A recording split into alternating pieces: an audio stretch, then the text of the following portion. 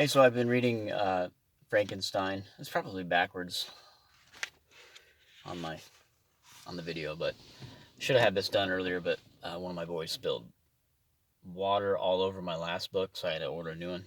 But anyway, this is about close to halfway through the book, and we're all familiar with the story of Frankenstein, most of us anyway. But I want to read a section here and give a little bit of insight. This is coming from Dr. Frankenstein. This is one of my first duties on my recovery was to introduce Clerval to the several professors of the university. In doing this, I underwent a kind of rough usage, ill befitting the wounds that my mind had sustained.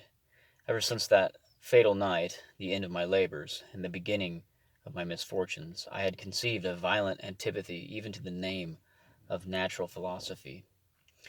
When I was otherwise quite restored to health, the sight of a chemical instrument would renew all the agony of my nervous symptoms. Henry saw this, and had removed all my apparatus from my view. He had also changed my apartment, for he perceived that I had acquired a dislike for the room which had previously been my laboratory. So this is after the creation of the monster, which had escaped, didn't know where he was at. And when you first start the story, you encounter the man searching for the monster. But a little bit of insight I'm thinking about this, how does this really relate to um, understanding the mind and how we resolve issues? That there is there's a way in which when people call them triggers, and there are such things as triggers that need to be dealt with. But what happens is there may be an event that happened in your life, and there are certain environmental factors.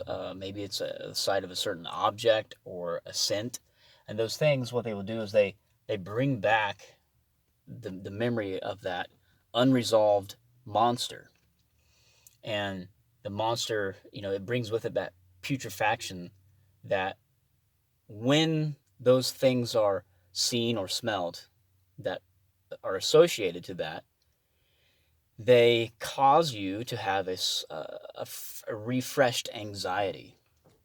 And people do this when they go into crowds. Maybe they can't go into crowds because of some earlier association. And there are so many um, people who become trapped by those. And the issues are real. They are real because in their mind they're not able to be dealt with.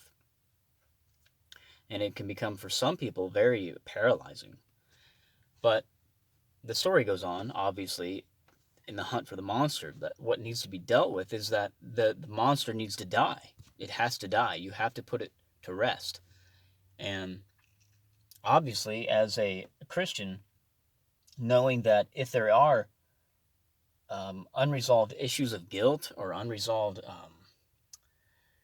there's maybe an unresolved anger or bitterness, that when something triggers, using the word hopefully a little bit more accurately, it triggers that, it brings that back to your memory.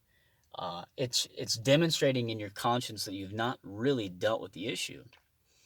And I do fear that sometimes we have taught people that, um, let me word this carefully.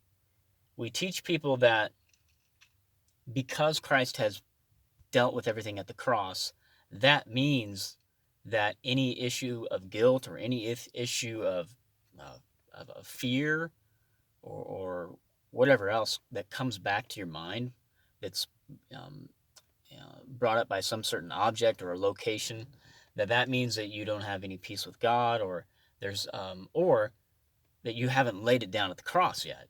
And so it can make you feel like less of a Christian. You start to doubt your faith. And really, sometimes the solutions are actually because you have trusted, because you do trust. Um, Now you need to move forward in applying biblical principles to solve that issue. So Zacchaeus, for example, when he is invited, well, Christ invites himself and to go to his house. Uh, Zacchaeus, he talks about how he's going to pay back if he's stolen from anybody. He'll pay back that which he owed them.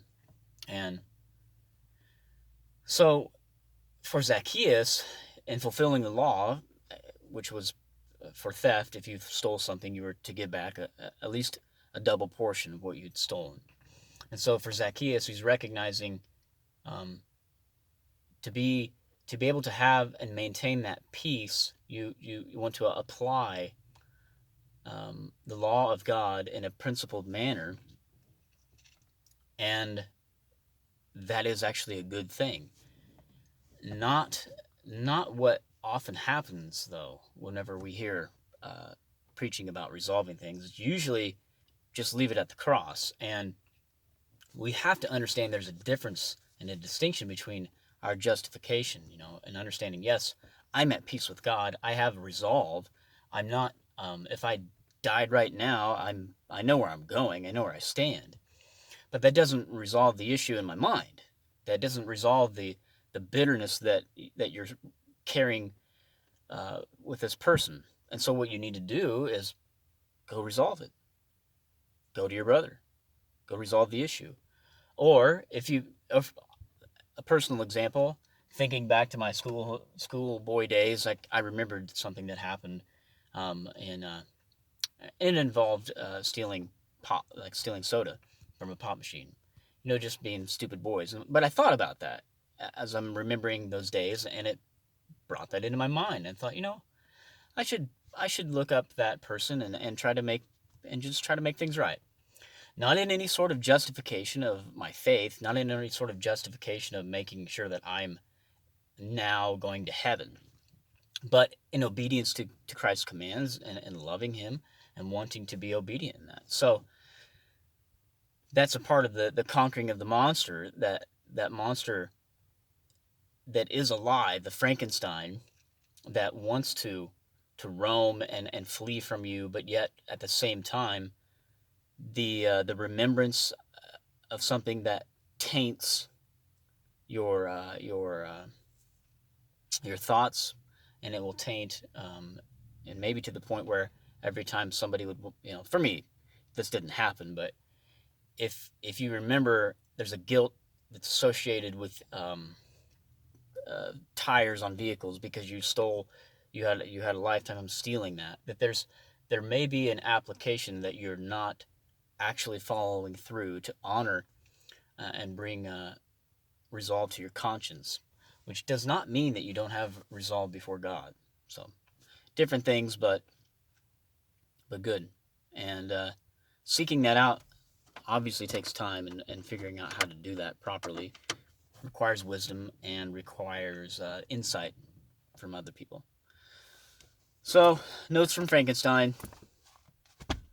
Grace, peace, and mercy to you.